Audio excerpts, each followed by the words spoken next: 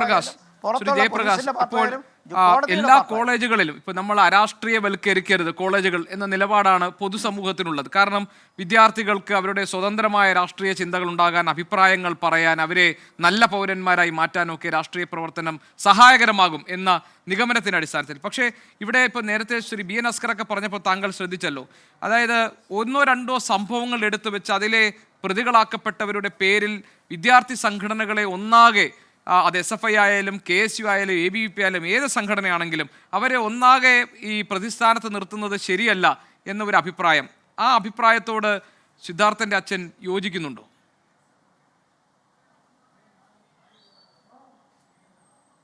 ഇല്ല, ആ ആ ഒരു അഭിപ്രായം നമുക്ക് ശരിയാണെന്ന് എനിക്ക് തോന്നുന്നില്ല. അതിലുള്ള ഏറ്റവും വലിയ ഒരു ഉദാഹരണം സിദ്ധാർത്ഥൻ്റെ ഈ കൊലപാതകം കഴിഞ്ഞോടുകൂടി അന്ന് മുതൽ ഇന്നലെ വരെ, അപ്പോൾ ഒരു 2 മാസം വരെ ഒരു സമാധാനം ഉണ്ടായിരുന്നു. ഒരു ആ ബഹളത്തിലിടയ്ക്ക് ആരും റാഗ് ചെയ്യാൻ വേണ്ടി മെനക്കെട്ടില്ല.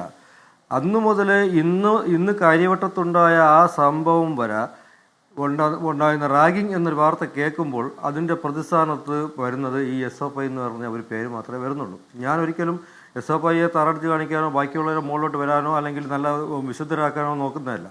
എല്ലാ പാർട്ടിക്കാരെയും എനിക്ക് ഒരുപോലെയാണ് നോക്കുന്നത്. പക്ഷേ അന്ന് മുതൽ ഇന്ന് വരെ നമ്മൾ കേൾക്കുന്ന കുറച്ച് റാഗിങ് കൂടിയിട്ടേ ഉള്ളൂ. കൂടുമ്പോൾ കേൾക്കുമ്പോൾ അതിൻ്റെ എല്ലാ പേരിലും അതിൽ വരുന്ന പ്രതിസ്ഥാനത്ത് വരുന്ന പേരുകളെല്ലാം ഈ SFI എന്ന് മാത്രമേ കേൾക്കുന്നുള്ളൂ. വേറെ ഒരു വിദ്യാർത്ഥി സംഘടനയുടെ പേര് ഞാൻ കേട്ടിട്ടില്ല. ചിലപ്പോൾ കാണുമായിരിക്കും, അവർ പറയും ചിലപ്പോൾ ഞാൻ മനഃപൂർവ്വം മറച്ചു വെച്ചാണെന്ന്.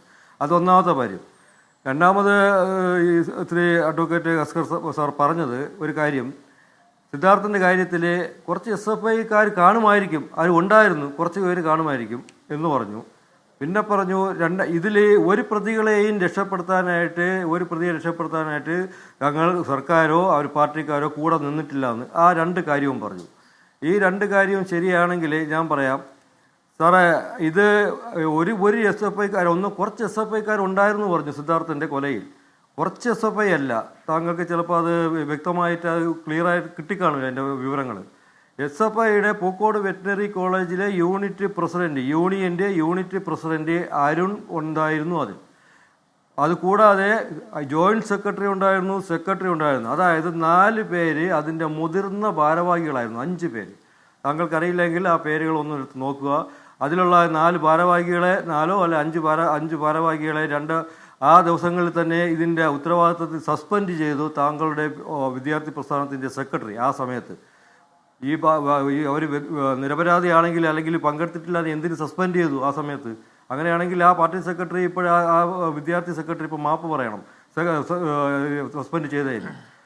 ഈ 5 പേര് ഏറ്റവും മുതിർന്ന ഭാരവാഹികളായിരുന്നു. ബാക്കിയുള്ള പ്രതികളെല്ലാം അവിടുത്തെ വിദ്യാർത്ഥി പ്രസ്ഥാനത്തിൻ്റെ ആ SFIയുടെ പ്രവർത്തകരായിരുന്നു, മെമ്പർഷിപ്പ് ഉള്ളവരായിരുന്നു. അപ്പോൾ താങ്കൾ ചോദിക്കും എവിടെ മെമ്പർഷിപ്പ് എന്ന്. ആ മെമ്പർഷിപ്പ് ഇവിടുത്തെ കാണിക്കാൻ പറ്റില്ല, അതൊക്കെ ചാരമായി പോയി കാണും. മെമ്പർഷിപ്പിൻ്റെ പേപ്പർ അതിന് രസീത് കുറ്റി ഉണ്ടെങ്കിൽ അത് തന്നെ. അത് വളരെ സ്പഷ്ടമാണ്. ഈ ആൾക്കാർ ഈ മെയിൻ ഭാരവാഹികൾ തന്നെയാണ് ഈ കൂട്ടത്തിലുണ്ടായിരുന്നത്. അത് ആൻറ്റി റാഗിങ് സ്ക്വാഡിലുമുണ്ട്.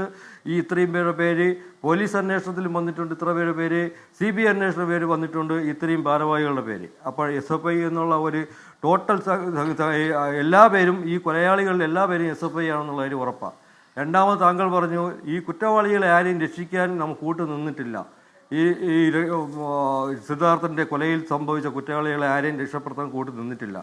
അങ്ങനെയാണെങ്കിൽ ഈ കൊലപാതകം കഴിഞ്ഞിട്ട് ഒളിവിൽ പോയ പാർട്ടി അവിടുത്തെ വിദ്യാർത്ഥി യൂണിയൻ യൂണിറ്റ് പ്രസിഡൻറ്റ് അരുൺ ഉൾപ്പെടെ അവിടുന്ന് ഒളിവിൽ പോയി. ആ സമയത്ത് ഒളിവിൽ പോയിട്ട് പൊങ്ങുന്നത് 10-12 ദിവസം കഴിഞ്ഞിട്ടാണ്.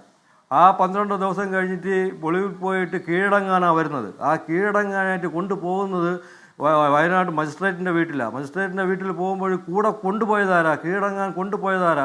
താങ്കളുടെ നേതാവ് പഴയ വയനാട് ജില്ലാ സെക്രട്ടറിയും പഴയ ഒരു വയനാട് MLA ആയിരുന്ന അദ്ദേഹമാണ് കൂടെ കൊണ്ടുപോയി ജാമ്യം എടുക്കാൻ കൊണ്ടുപോയത്.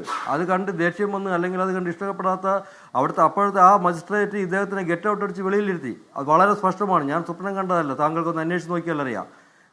കൊലപാതകങ്ങൾക്ക് കൂട്ടു നിന്നില്ല എങ്കിൽ, അല്ലെങ്കിൽ ഞങ്ങൾ ആർക്കും കൂട്ടു നിന്നില്ല എന്നുണ്ടെങ്കിൽ എന്തുകൊണ്ട് ആ നേതാവ് ഈ കൊലയാളിയുടെ കൂടെ അവിടെ പോയി എന്ന് താങ്കൾ അദ്ദേഹത്തിനോട് ചോദിക്കണം. എന്തിനു പോയി? അപ്പോൾ ഉറപ്പാണ് നിങ്ങൾ കൊലയാളികളെ രക്ഷപ്പെടുത്താൻ വേണ്ടി കൂട്ടുനിന്നു എന്ന് കൂടെ കൊണ്ടുപോയതാ. അല്ലെങ്കിൽ നമ്മൾ അവർ സംരക്ഷണം കൊടുത്ത് പറഞ്ഞു വിട്ടു എന്ന് പറഞ്ഞെങ്കിലും പറയായിരുന്നു, അത് വെറും റൂമറായിരുന്നു. റൂമറല്ല, കൂടെ കൊണ്ടുപോയി ആ കൊലയാളിയെ ഞങ്ങളുടെ പഴയ MLA യും പാർട്ടി സെക്രട്ടറിയുമായിരുന്ന ആ മനുഷ്യൻ, ആ ദേഹം കൊണ്ടുപോയി. ഒന്നാമത്തെ കാര്യം. രണ്ടാമത്, ഇതിൽ കുറ്റം ചെയ്തിട്ടുള്ളതിൽ അല്ലെങ്കിൽ കുറ്റവാളി ആക്കാതെ രക്ഷപ്പെട്ടു വന്നിട്ടുള്ള 2 പേരാണ് ഇതിൽ വാർഡനും അസിസ്റ്റന്റ് വാർഡനും. പ്രത്യേകിച്ച് ഇതിൻ്റെ ഉത്തരവാദിത്തം ഏറ്റവും കൂടുതലുള്ളത് ഈ അസിസ്റ്റന്റ് വാർഡൻ ചെയ്തതെന്ന് പറഞ്ഞാൽ സിദ്ധാർത്ഥനെ തൂങ്ങി നിന്ന സിദ്ധാർത്ഥനെ അല്ലെങ്കിൽ തൂക്കപ്പെട്ട സിദ്ധാർത്ഥൻ്റെ കഴുത്തിലുള്ള കയറോ എന്തോ അറുത്തു മാറ്റി അതിനെ ഹോസ്പിറ്റലിൽ കൊണ്ടുപോകാനും വളരെ പെട്ടെന്ന് തന്നെ റൂം വൃത്തിയാക്കാനും എല്ലാത്തിനും കൂട്ടുനിന്ന വാർഡനും അസിസ്റ്റന്റ് വാർഡനും വളരെ സ്പഷ്ടമായിട്ട് അത് കേസിൽ തന്നെ പറഞ്ഞിട്ടുണ്ട്. അവരുടെ മൊഴികൾ പറഞ്ഞിട്ടുണ്ട്. ഈ 2 പേരെയും ഇതുകൊണ്ട് തന്നെയാണ് സസ്പെൻഡ് ചെയ്തത്. ആ സമയത്ത് സസ്പെൻഡ് ചെയ്തത് ഈ കൊലപാതകത്തിലെ കേസുമായിട്ട് ബന്ധപ്പെട്ട് സസ്പെൻഡ് ചെയ്തു.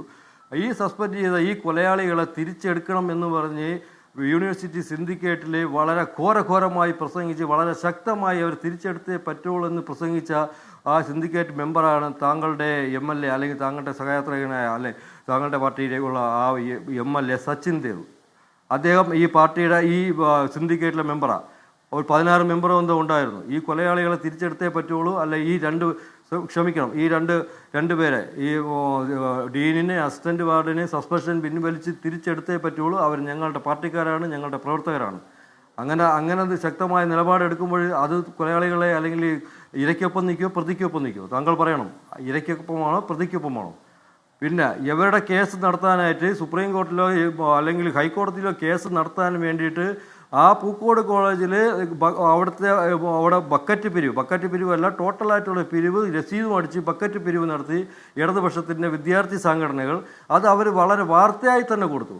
അത് സ്പഷ്ടമായി വാർത്തയായി തന്നെ കൊടുത്തു. അവർ സുപ്രീം കോടതി സിദ്ധാർത്ഥൻ കൊലയിൽ കേസ് വാദിക്കാൻ സിദ്ധാർത്ഥന് ഈ കേസിൽ പ്രതിയായിട്ടുള്ള ഡീനെ അസിസ്റ്റന്റ് വാർഡിനെ കേസിൽ സഹായിക്കാനായിട്ട് സംഭാവന ചെയ്യുക എന്ന് പറഞ്ഞിട്ട് എന്താ അത്? അപ്പോൾ നിങ്ങൾക്ക് അവർക്ക് സപ്പോർട്ട് ചെയ്യുന്നതല്ലേ? അപ്പോൾ നിങ്ങൾക്ക് ആർക്കുള്ള ഇരയ്ക്കൊപ്പമാണോ പ്രതിക്കൊപ്പമാണോ? അപ്പോൾ ഇരകൾ നീതിക്ക് വേണ്ടിയിട്ട് ഫൈറ്റ് ചെയ്യണം. പ്രതികൾ പ്രത്യേകിച്ച് ഈ പ്രസ്ഥാനത്തിൻ്റെ പ്രതികൾ ഒരു കുറ്റം ചെയ്തു കഴിഞ്ഞാൽ കുറ്റം ചെയ്തിട്ട് വെറുതെ ഇരുന്നാൽ മതി. കാരണം എന്ന് പറഞ്ഞാൽ അതാണ് മുമ്പ് ഗോപകുമാർ സാർ പറഞ്ഞ പോലെ അമിത രാഷ്ട്രീയ ആ ഒരു പ്രസ്ഥാനം. അവർ അതിൻ്റെ മീനിങ് ശരിക്കും പറഞ്ഞാൽ എനിക്കിപ്പോഴാണ് മനസ്സിലായത്. അരാഷ്ട്രീയമാണോ അമിത രാഷ്ട്രീയമാണോ എന്നുള്ള ആ മീനിങ് വളരെ കറക്റ്റാണ് അദ്ദേഹം പറഞ്ഞത്. ചെയ്തിട്ട് വന്നു കഴിഞ്ഞാൽ രക്ഷപ്പെടുത്തിക്കൊള്ളാം എന്ന് നമുക്ക് ഉറപ്പ് തരുന്ന ഒരു പ്രസ്ഥാനം നമ്മളെ മാതൃസംഘടന മുന്നിലുണ്ടെങ്കിൽ ഇതിനപ്പുറവും നടക്കും. അതുകൊണ്ടാണ് പ്രതികൾ ഇപ്പോൾ റിലാക്സ് ചെയ്തിരിക്കുന്നത്. അവരുടെ കേസ് നോക്കാനായിട്ട് ബക്കറ്റ്